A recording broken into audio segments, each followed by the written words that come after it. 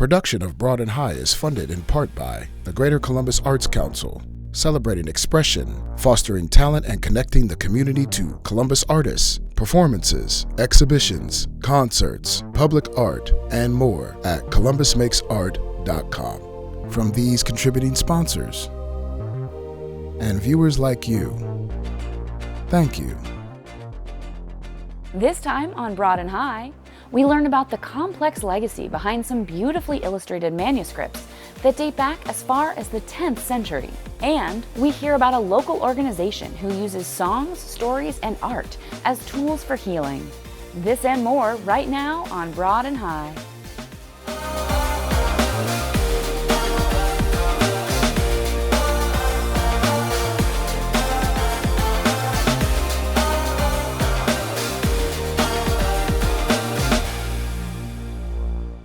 Welcome to Broad and High. I'm your host, Kate Quickle.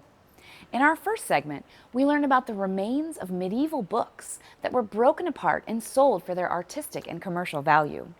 Thousands of these pages were found all over the state of Ohio and are now part of Ohio's largest collection.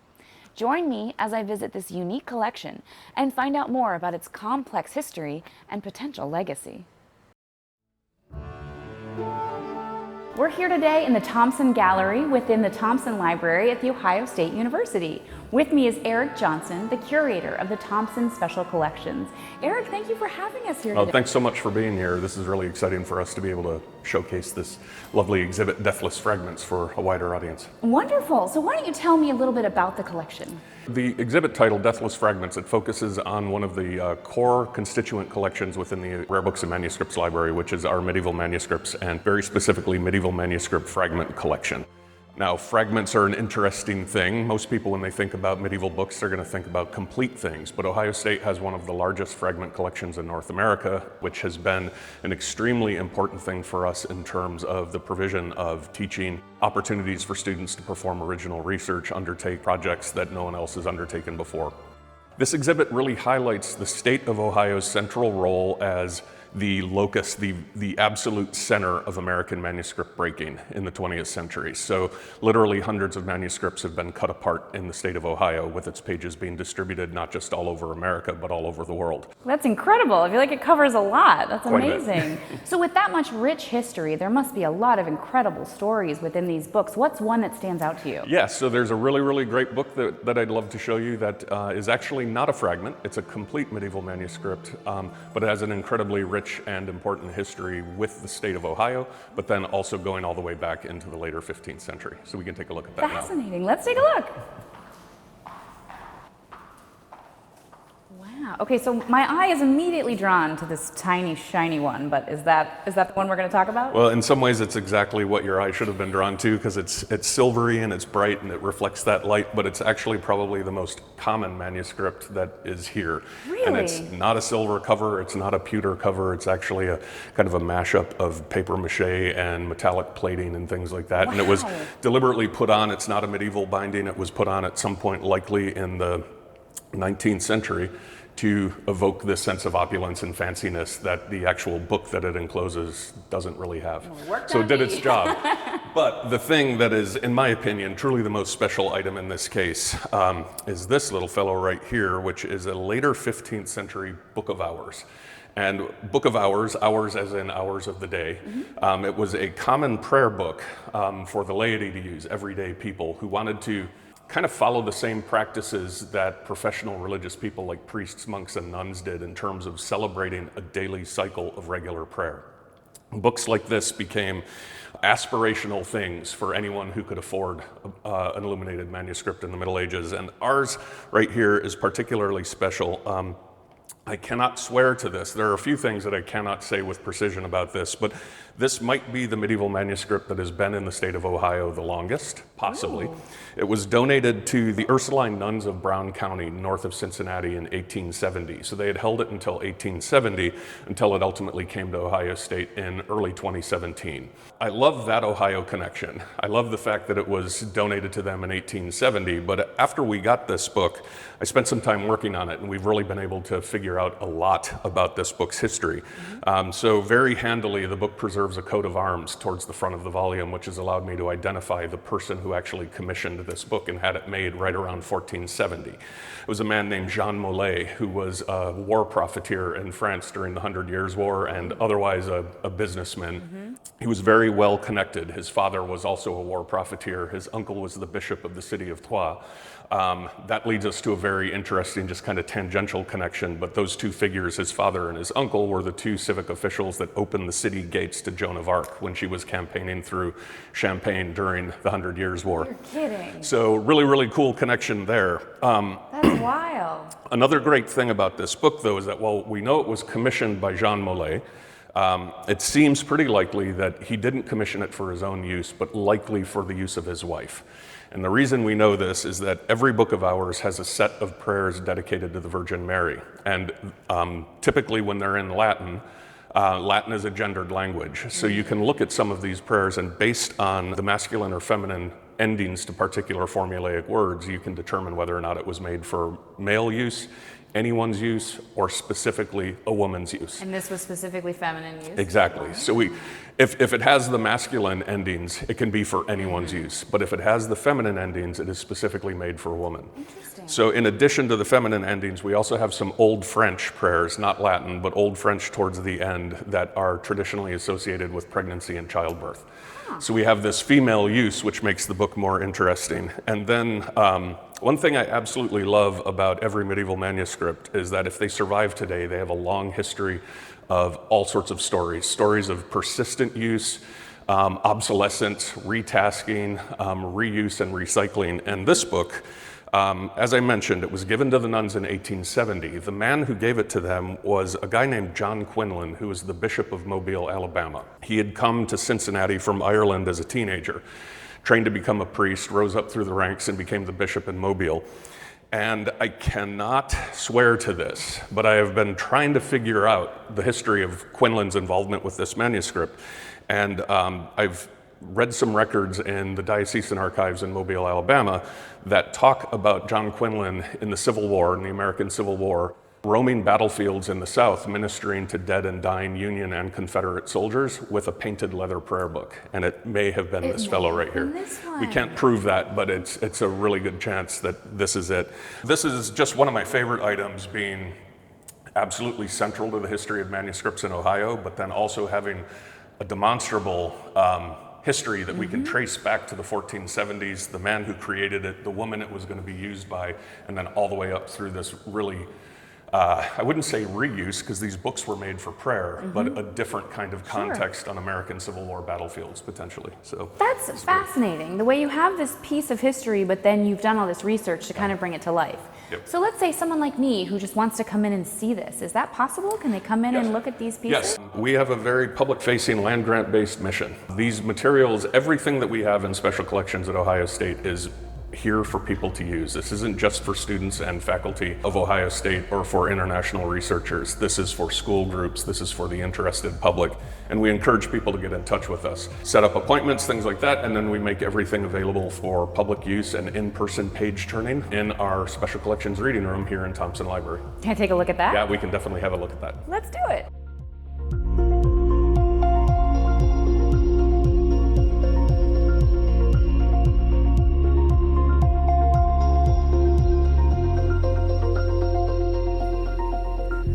Okay, so this is the reading room. Yeah, welcome. This is where all of the public interface happens. This is where students, teachers, the general public, this is where they would come to have individual interactions with any of the stuff in our care. Okay, great. So what are we looking at? Yeah, so this is one of my favorite items in the entire collection. This is not the oldest thing in our collection. Our oldest stuff goes back to ancient Babylon, but in terms of what we think of as a book today, this is our oldest, complete, intact, nothing on it is new book. And it's a collection of saints' lives that was written likely in Prague, right around 1370 to 1380 in there. And the reason that this is my favorite item, there are a handful of reasons. One is that it's a great teaching object because it's full of damage patterns that show the life of the animal or animals that constitute the pages. Oh, So, wow. like, if we actually look at these pages, they're not paper. This is animal skin. Wait, so you don't have to wear gloves or anything special? No, yeah, that is a very common myth that Hollywood has perpetuated Really? in every I've movie. been scammed? So yeah, basically with old books, the key is you just need to have very clean hands. If you wear gloves, what I always tell my students is go home and put on your favorite pair of winter gloves and try to turn pages in your book. Oh, you're right. You're going to You're gonna tear the damage it, pages, you're going to probably. damage it. So clean hands, and then in a book like this, if you just stick to the margins, you're not going to be touching the actual. That makes so much Yeah. sense. So there's actually, there are things on YouTube that explain all of this about why you You're don't. still gonna get yeah. emails, Yeah, but- exactly. I'm positive. But medieval manuscripts like this, they did make them on paper, but very, very often you will find them on animal skin. Is that what this is? This is animal skin, Is there correct? if I Yeah, touch it? please Clean do. hands? Yes, please do. Ah, oh, it's weirdly soft. Oh, wow. Yeah. And the softness that you're feeling is actually what would have been the inside of the animal. Oh, now you the tell inside me of the after skin. I've Yes. touched it. But we use this a lot in teaching because you can actually see evidence of Oh, yeah. the life of the animal. So this is actually a piece of scar tissue that split during the process of stretching and drying this That to is turn it into gross a page. and fascinating. Yeah, it's very fascinating. Wow. And then alongside all of these little holes are sewing holes where the craftsmen making the parchment were trying to make sure it didn't split and rip any further. But the real reason this is my favorite manuscript, or one of my favorite manuscripts in the collection, is because of this very interesting fellow right here. What is that? This is an original medieval bookmark. Oh, you're kidding. It's so simple. Yeah, it's simple but complex as well. I always like to say this is medieval hypertext at its best. This is what's called a volvel bookmark. What that means, the volvel is a spinning component.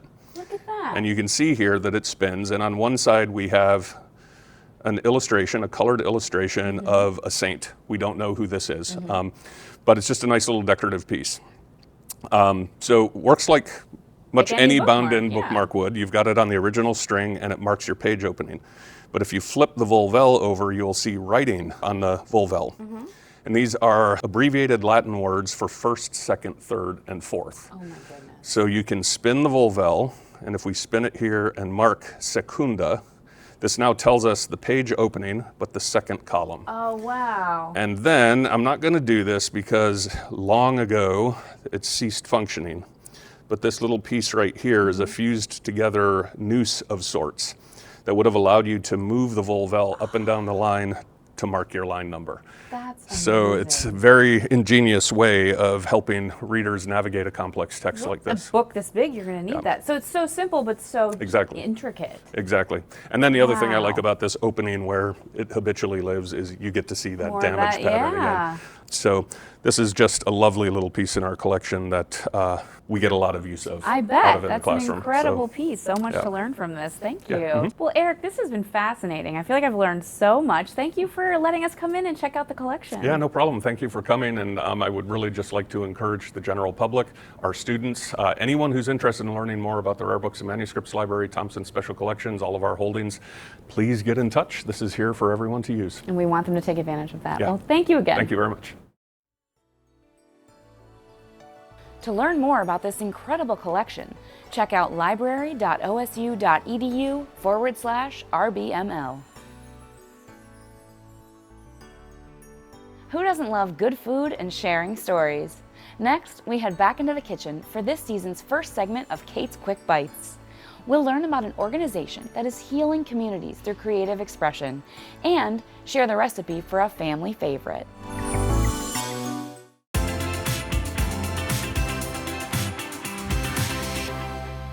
Joining me in the kitchen today is Nick D'Andrea, Executive Director of We Amplify Voices. Nick, thanks for being here. Thank you for having me. Why don't you tell me a little bit about WAVE? So we started in 2011. It was originally called the Dick and Jane Project, and originally our mission was empowering students through songwriting. So we would bring in professional local musicians, they'd work with small groups of students, and they'd write and record a professional song together, and then we'd play it on local radio. So over time it evolved, and we started making music videos with the kids, we started doing visual arts projects. Then during COVID, we really changed up and started working with adults because all the schools were closed, and kind of developed new programming just for adults at the Ohio Reformatory in Marysville, and then at Goodwill and some other adult programs. programs.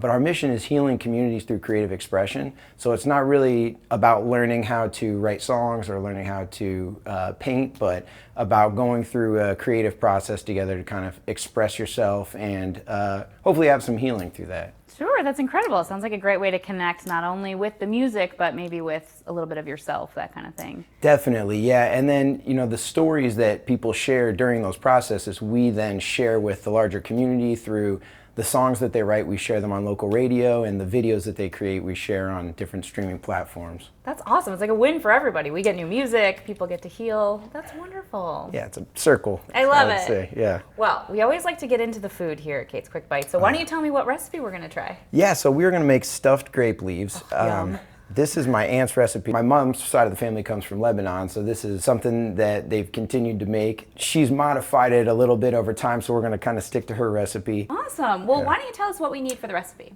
Sure. We'll use 75 to 85 grape leaves, 1 pound of ground lamb shoulder, 1 cup of uncooked rice, 20-ounce canned tomatoes, a teaspoon of dried mint, 3/4 stick of butter, 1 tablespoon of allspice, a dash of cinnamon, 1 lemon, salt and pepper to taste, and paprika to taste. Okay, Nick, what's our first step here? So we're basically just going to put everything into the bowl together. Okay, so we're just going to make a mixture, make the filling. Yep. Okay, cool. All right, so we'll just add stuff in. So this is our lamb. Get that going in there. Oops, a little loud. Okay, and the rice, which we rinsed. So Yes. the rice has been rinsed just to kind of Yep. help it. Soften it. Yeah. Tomatoes. This is going to be a lovely mixture. Little melted butter, just, Yeah, and that's actually one of the additions, and it was really a- does wonders. shocking. The butter makes it knew? delicious. All of our spices will go in and seasonings. Great. So while I mix this all up, why don't you tell me about the youth programs? Yeah, so we work mainly in Columbus City schools. We have year-round programming where we'll be in a school 5 days a week with a class. Then we have 10-week songwriting and visual arts workshops that we'll do in schools as well. But it's all kind of built around social-emotional learning and kids kind of self-esteem, self-awareness, collaboration, and really just, especially because of COVID, kids lost so much, especially when it comes to relating to each other. So our workshops we really look at as safe spaces where we just kind of give kids a creative space to engage with each other in an authentic way and just kind of hear what each other are going through. If you get a group of kids together in a circle and just ask them to talk about their feelings, it's like pulling teeth. It's never going to work. Right. But if we're writing a song together or we're creating art together, it's amazing what comes out of that. Do the kids need to have any kind of musical experience? No, we've always tried to keep a really low barrier of entry, so that's kind of why we'll bring in professional local musicians who will do the creation part with the kids. So what they get at the end is a very polished and professional, piece of art that they, feel like they have creative ownership of, but it keeps that low barrier of entry where anybody can do it. That's awesome. All right, I feel like I've done a pretty good job of mixing this all that's together. great. Okay, so I want to hear more about the programs, but I also want to know how to stuff a grape leaf. So Yes. let's All get right. going. All right, so the mixture's ready. We have our grape leaves and we have this pot. So why don't you walk me through what's our end game here? What's the goal? Yeah, so basically we're going to use all of these grape leaves, fill them with stuffing, roll them up like little burritos, and just lay them kind of in alternating rows until we've used all the grape leaves. And then we're going to cover them with lemons and a plate to hold them down, and then we're just going to boil them for about 45 minutes. That's what cooks the meat and kind of locks Yeah. in the. Okay, cool. All right, do you have any tricks for filling the grape leaves? Yes, my one piece of advice is less is more. Okay. Just overstuffing can make them come apart when they're boiling. Sure. So you'll just wanna watch you do lay out your grape leaf and then take about a small scoop, put it in the middle there, and then just like with a burrito, you'll just fold over the ends like that, and then you'll take the other end and just kind of do a rolling motion like that, And then you've got a grape leaf. I did it. There, that's It's great. So cute. Wow, first one. Hey, and then just put it Wow. like seam side down. Yep. All right, And then, we we'll just just pack do them this tightly in here. forever. Forever, yeah. Okay. So a lot of conversation can Right, happen. totally. And, you know. I can see this being a good family activity. I mean, kids, you know, just Definitely. kind of get in there and roll these up and chat. Yeah, and two of my sisters have really embraced making these since we learned from my aunt. So Mm-hmm. they get together all the time now and make these, and I think it's a really fun, like bonding thing Yeah. for them. Can you make these ahead, or do you really need to serve them right when they're boiled? So a lot of people serve them cold. Oh. Like that's how you'll get them at most restaurants, but they're Mm-hmm. really, really good just hot out of the pan, and that's typically how we'll serve them.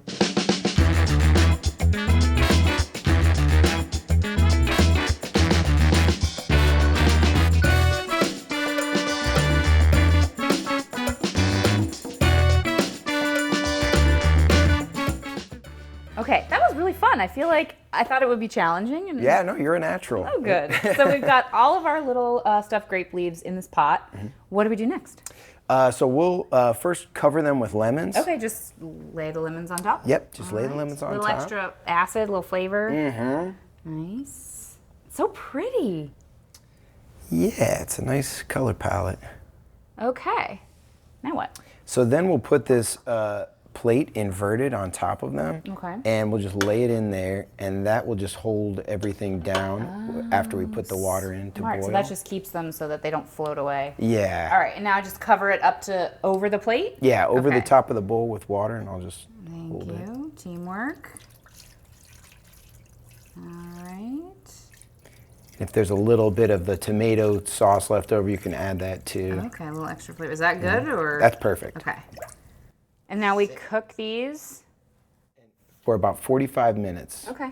All right. And is there anything else you said you can add the tomato for flavoring? Is there anything else? You can normally- also add a lamb bone if you want to. Ooh. That's the old school. Old there. school, Yeah. extra flavor. All right, good to know. Okay, so we'll let that come to a boil, and in 45 minutes, we get to eat them. I can't wait. Awesome. While we wait patiently, why don't you tell me a little bit about some of the programs you have for adults? What we were finding was just the same workshop process that we were doing with the kids, adults really benefited from as well, and in a lot of cases even more, because there's a lot to unpack there over a lifetime. So we've maintained that and just kind of continue to expand that. We've worked with Catch Court, which is a court program that services women who are affected by human trafficking. And we're just kind of always open to finding those new adult programs that might benefit from healing through creative expression. That's amazing, because when you think about it, there really aren't as many resources for adults. Like for kids, we Right. often think about, okay, let's talk about our feelings, let's connect, but you're right. Right. Doesn't sound like there's that many opportunities for adults, so that's so great. Yeah, and something we're hoping to do more of over the next few years is at our own offices having open enrollment programming for people from all over the city. And we really want to create just a table where people from all over the city are going through this process together. Wonderful.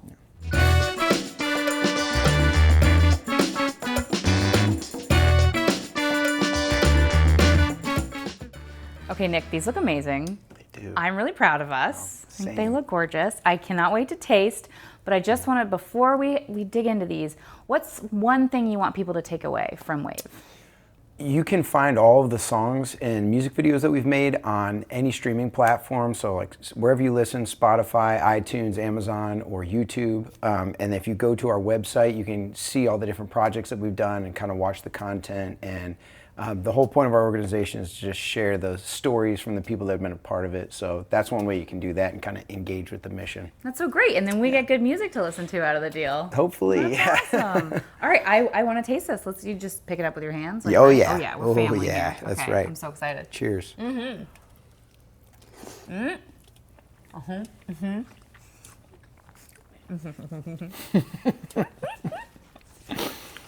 It's really good. That's awesome. They got, when they're fresh, it's just.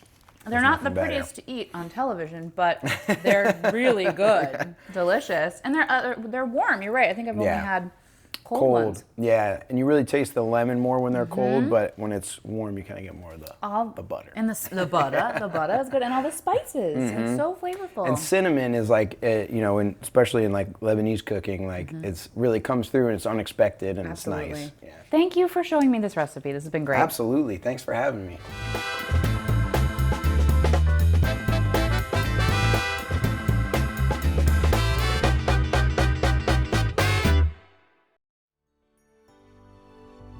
To hear more, check out weamplifyvoices.org.